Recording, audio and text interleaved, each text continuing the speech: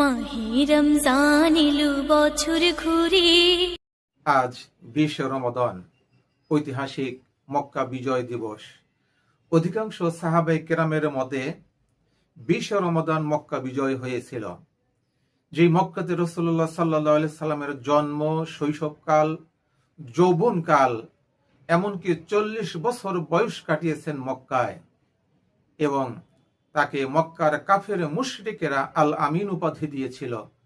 তাদের নেতাদের কাছে দামি মূল্যবান জিনিস রাখতে তারা ভয় পেত, নবীজির কাছে তারা আমানত রাখত, তাকে আল আমিন উপাধি দিয়েছিল। কিন্তু কোরআন নাজিলের পর যখন রাসূলুল্লাহ সাল্লাল্লাহু আলাইহি ওয়াসাল্লাম ইসলামের দাওয়াত দিতে শুরু করলেন, তখন নবীজি শত্রু হয়ে গেলেন। কোন একদিন রাসূলুল্লাহ সাল্লাল্লাহু আলাইহি ওয়াসাল্লামের বাড়ি মক্কার 25 জন সশস্ত্র যুবক ঘেরাও করলেন, উদ্দেশ্য নবীজিকে হত্যা করবেন। আল্লাহ তাআলা সেখান থেকে নবীজিকে উদ্ধার করলেন। হযরত আবু বকর সিদ্দিক রাদিয়াল্লাহু তাআলা আনহুকে সাথে নিয়ে তিনি আপন বাড়ি থেকে নিজ জন্মভূমি মক্কা শহর থেকে রাতের অন্ধকারে শত্রুদের চোখকে ফাঁকি দিয়ে বের হয়ে গেলেন। নবীজি হযরত আবু বকর সিদ্দিক রাদিয়াল্লাহু তাআলা আনহুকে নিয়ে জাবালে নূরে এই পাহাড়ে আশ্রয় গ্রহণ করলেন। সেখানে 3 দিন 3 রাত অবস্থান করার পর আবার প্রায় 450 কিলো দূরে মদিনার পথে যাত্রা করলেন। আমরা বিলাসবহুল গাড়িতে মক্কা থেকে মদিনায় রওনা করে ক্লান্ত পরিশ্রান্ত হয়ে রাস্তার মাঝে বিশ্রাম নিচ্ছিলাম। এই নবীজি হযরত আবু বকর সিদ্দিক রাদিয়াল্লাহু তাআলা আনহুকে সাথে নিয়ে পায়ে হেঁটে মদিনায় পৌঁছেছেন। পাথরের টুকরার আঘাতে নবীজির পা ক্ষত বিক্ষত হয়েছে এই 450 কিলোমিটার পথ পাড়ি দিতে।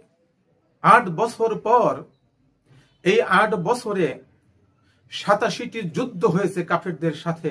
মধ্যে 27টি যুদ্ধে রাসূলুল্লাহ সাল্লাল্লাহু আলাইহি সাল্লাম নিজে যুদ্ধের কমান্ডার ইন চিফ, প্রধান সেনাপতির দায়িত্ব পালন করেছেন। ইসলামের যখন বিজয় হয়ে গেল, তখন 8ম হিজরিতে এই 20 রমাদান রাসূলুল্লাহ সাল্লাল্লাহু আলাইহি সাল্লাম আবার মদিনা থেকে 10,000 সাহাবী সাথে নিয়ে মক্কা বিজয় করার জন্য, নিজ নিজ বাড়িতে ওঠার জন্য রওনা করেছিলেন। নবীজি মক্কার কাছাকাছি যখন আসলেন, তখন চিন্তা করলেন যে কাফের মুশরিকরা এত অত্যাচার, নির্যাতন, নিপীড়ন করেছে, আজকে আমাদের বাড়ি ঘরে ফিরে যাওয়ার জন্য তারা হয়তো আমাদেরকে প্রচন্ড রকম বাধা দেবে। রাসূলুল্লাহ সাল্লাল্লাহু আলাইহি সাল্লাম সাহাবায়ে কেরামদের বললেন, তোমরা রোজা ভাঙতে পারো। অনেকে ভাঙলেন, অনেকেই ভাঙলেন না। যখন একদম কাছাকাছি চলে গেলেন, তখন নবীজি কড়া নির্দেশ দিলেন রোজা ভাঙার জন্য। 8ম হিজরির 20 রমজান রাসূলুল্লাহ সাল্লাল্লাহু আলাইহি সাল্লাম রোজা ভেঙেছিলেন। সাহাবায়ে কেরাম রোজা ভাঙলেন।